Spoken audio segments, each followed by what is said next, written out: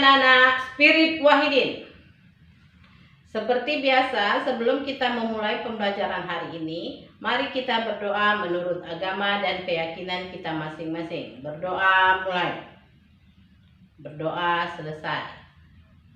Pada pertemuan sebelumnya, kita sudah membahas mengenai materi teori kinetik gas yang intinya antara lain adalah 1. Hukum Boyle berlaku untuk suhu tetap. Yang persamaannya, tekanan dikali volume sama dengan C.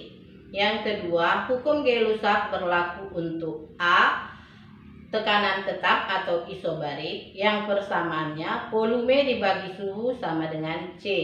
B, volume tetap atau isokorik. Yang persamaannya, tekanan dibagi suhu sama dengan C. Yang ketiga, energi dalam adalah jumlah energi kinetik seluruh molekul yang terdapat di dalam sebuah ruang tertutup. Persamaannya U sama dengan N kali EK. Nah, pada pertemuan hari ini kita akan membahas mengenai hukum termodinamika yang tujuannya adalah 1. Dapat menganalisis persamaan usaha dan berbagai proses dalam hukum termodinamika. Yang kedua, dapat menganalisis hukum 1 termodinamika. Yang ketiga, dapat menganalisis hukum 2 termodinamika.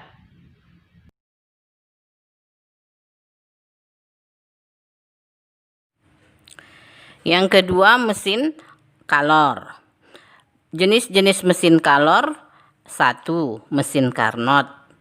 Mesin Carnot merupakan mesin ideal yang tidak dapat kita temukan pada penerapan sehari-hari. Walaupun demikian, pemahaman mengenai kerja mesin ini sangat membantu dalam memahami kerja mesin yang lain. Mesin Carnot melibatkan siklus reversibel yang terdiri atas proses-proses reversibel. Proses dimulai dari keadaan setimbang awal, kemudian berlangsung melalui keadaan setimbang berikutnya, dan akhirnya kembali pada keadaan setimbang semula. Nah, lihat pada layar. Di layar ada titik A. Titik A dianggap sebagai keadaan setimbang awal. Dari titik A ke B, gas mengalami pemuaian volume yang secara isotermal pada suhu T1. Nah, pada saat proses ini berlangsung, dapat dibayangkan bahwa gas bersentuhan dengan tandon bersuhu tinggi yang memberikan kalor Q1. Selanjutnya, lihat titik B ke titik C. Gas memuai secara adiabatik dan suhu turun menjadi T2. Proses berikutnya dari C ke D. Gas termampatkan secara isotermal pada suhu T2 dan gas dianggap bersentuhan dengan tandon bersuhu rendah sehingga kalor Q mengalir keluar gas.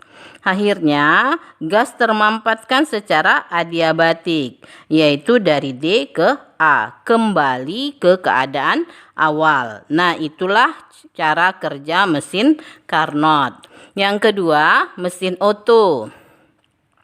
Nah, mesin Otto ini kita ketahui dia melibatkan 2 proses, yaitu proses adiabatik dan isotermal. Nah, lihat pada gambar atau pada layar. Di sini lihat gambar A. Pada gambar A, gas ke dalam silinder melalui katup masuk sehingga piston bergerak turun. Nah, kemudian selanjutnya lihat gambar B. Piston bergerak kembali ke atas sehingga gas di dalam silinder dimampatkan secara adiabatik. Ketika piston berada pada kondisi tertentu, terjadi pembakaran gas oleh busi yang menghasilkan kalor Q ke dalam sistem pada volume tetap. Perhatikan gambar C. Pada kondisi C, suhu dan tekanan naik. Kemudian gas memuai secara adiabatik. Nah, kalau gambar D, saat proses akhir, kalor Q dilepaskan ke lingkungan. Dan gambar E, secara singkat, pada mesin yang sesuai dengan siklus Otto terdapatlah langkah-langkah berikut. Jadi dapat kita simpulkan kalau gambar A adalah langkah isap, B langkah pemampatan, C langkah pengapian, D langkah daya, E langkah pembuangan melalui katup. Nah, itulah dia mesin Otto. Yang ketiga, mesin diesel. Mesin diesel terdiri atas 3 proses, yaitu proses adiabatik, isobarik, dan isokorik. Selain proses isobarik, semua proses pada siklus ini mirip dengan siklus Otto. Oleh karena itu, kerja mesin diesel juga mirip dengan kerja mesin Otto.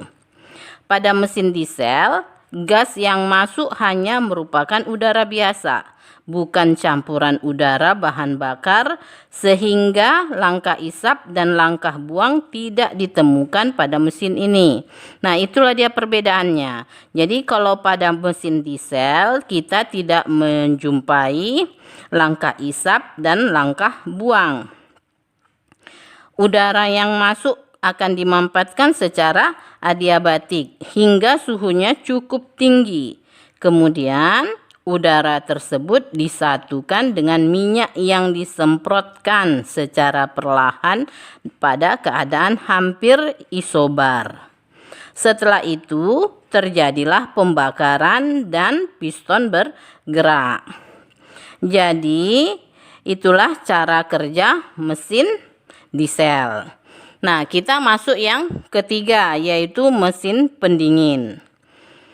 Mesin pendingin atau pendingin ruangan atau AC merupakan contoh dari mesin pendingin. Contoh mesin pendingin yang lain adalah lemari es atau refrigerator. Prinsip kerja mesin pendingin merupakan kebalikan kerja mesin kalor. Setiap mesin pendingin bekerja memindahkan kalor dari lingkungan yang bersuhu rendah ke lingkungan bersuhu tinggi. Nah, lihat pada layar. Nah, di sini saat proses berlangsung diperlukan kerja W. Hal ini sesuai dengan hukum 2 termodinamika menurut Clausius. Kerja W biasanya dilakukan oleh motor kompresor. Nah, itu lihatlah pada gambar. Nah, untuk mengetahui kemampuan suatu mesin pendingin, yang perlu diketahui adalah koefisien daya guna mesin yang dilambangkan dengan K besar. Jadi persamaannya lihat pada layar. K sama dengan Q per W. Oleh karena W tambah Q2 sama dengan Q1 atau W sama dengan Q1 kurang Q2, maka persamaan yang di atas dapat kita ganti menjadi persamaan K sama dengan Q2 per Q1 kurang Q2. Nah, jika fluida kerja mesin tersebut dianggap sebagai gas ideal, daya guna mesin akan menjadi K sama dengan T2 per T1 kurang T2. Nah, jika persamaan nilai K pada persamaan di atas disubstitusikan ke dalam persamaan, akan didapat hubungannya yang menghasilkan W sama dengan Q2 per K sama dengan Q2 buka kurung T1 kurang T2 per T2 tutup kurung.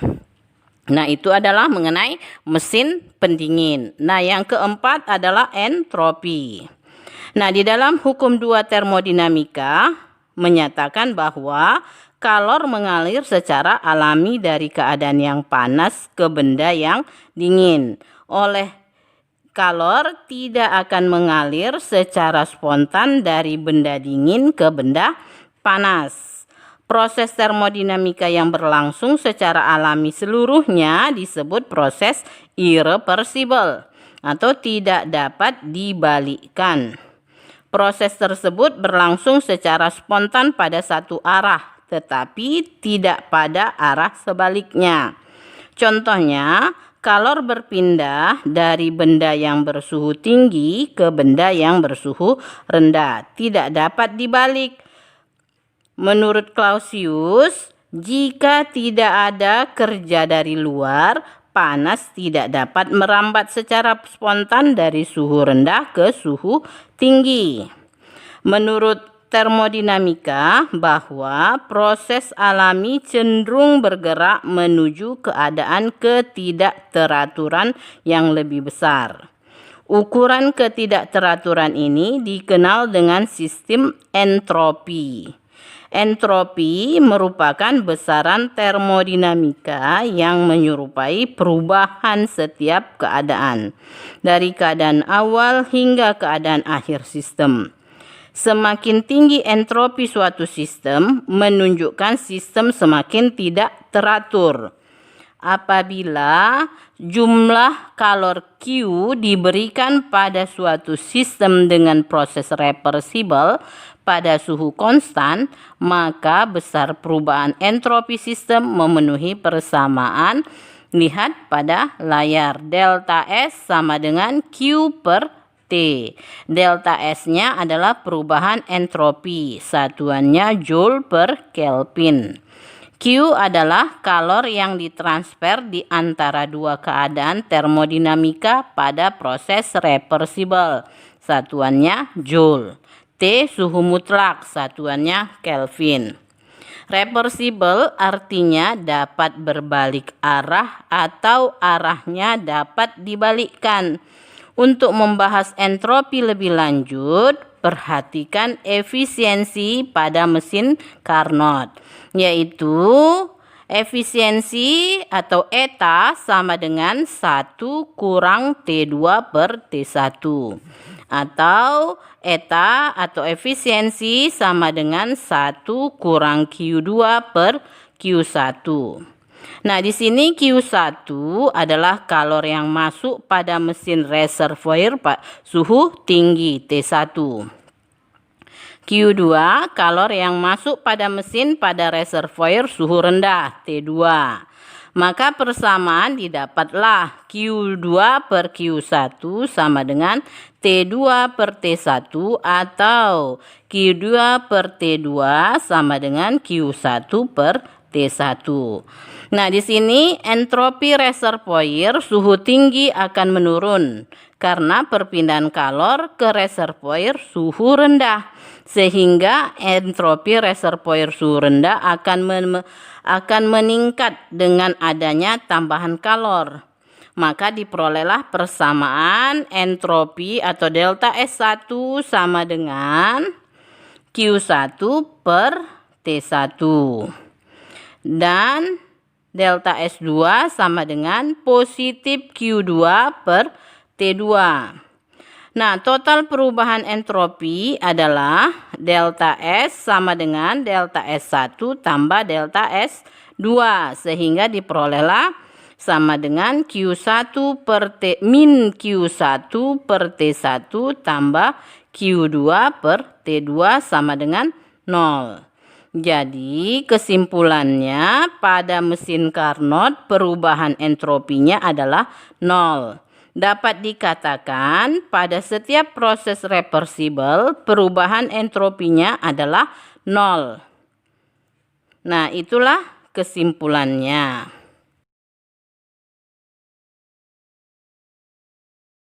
Sebelum kita mengakhiri pembelajaran hari ini, yaitu hukum termodinamika, kita dapat menyimpulkan bahwa 1. Gas dapat mengalami perubahan pada beberapa keadaan, yaitu pada suhu tetap atau isotermal, pada tekanan tetap atau isobarik, pada volume tetap atau isotorik, atau secara adiabatik. Yang kedua, hukum 1 termodinamika merupakan hukum kekekalan energi yang menyatakan bahwa energi tidak dapat diciptakan atau dimusnahkan, melainkan energi dapat dirubah dari satu bentuk energi ke bentuk energi lain. Meskipun perubahan energi Meskipun suatu bentuk energi telah berubah menjadi bentuk energi lain, jumlah energi itu selalu tetap. Yang ketiga, hukum dua termodinamika membatasi perubahan energi, mana yang dapat berlangsung dan mana yang tidak dapat berlangsung. Demikianlah pembelajaran hari ini. Semoga dapat dipahami. Selamat pagi dan salam sehat.